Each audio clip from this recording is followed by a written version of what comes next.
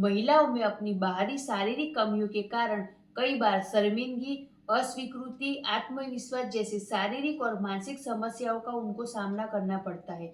महिलाओं में स्तन के आकार का ना बढ़ना कई कारणों की वजह से होता है। स्तन का जो आकार बढ़ाने के लिए आज देखा जाए तो कई तरह की एक्सरसाइज, पोषण युक्त आहार और अन्य प्रोडक्ट भी मार्केट में अवेलेबल है।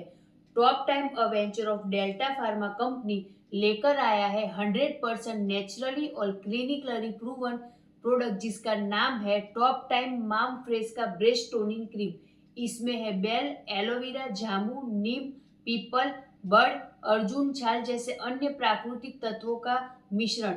ये महिलाओं का जो ब्रेस्ट का आकार है उसको बढ़ाने के लिए बहुत ही सहायक है। साथ ही ये ब्रेस्ट को सुडौल बनाता है और ब्रेस्ट के ढीलेपन व आकार को ठीक करने का काम करता है। त्वचा में नमी को बनाए रखता है। आपके जो ब्रेस्ट है उसके स्ट्रेच मार्क्स को भी ये दूर करने का काम करता है। ब्रेस्ट के नेचुरली शेप को बनाए रखता है और इसका इस्तेमाल हर उम्र की लड़की व महिला कर सकती है। ये पूर्ण रूप से प्राकृतिक तत्वों से बनाया गया नेचुरल प्रोडक्ट है।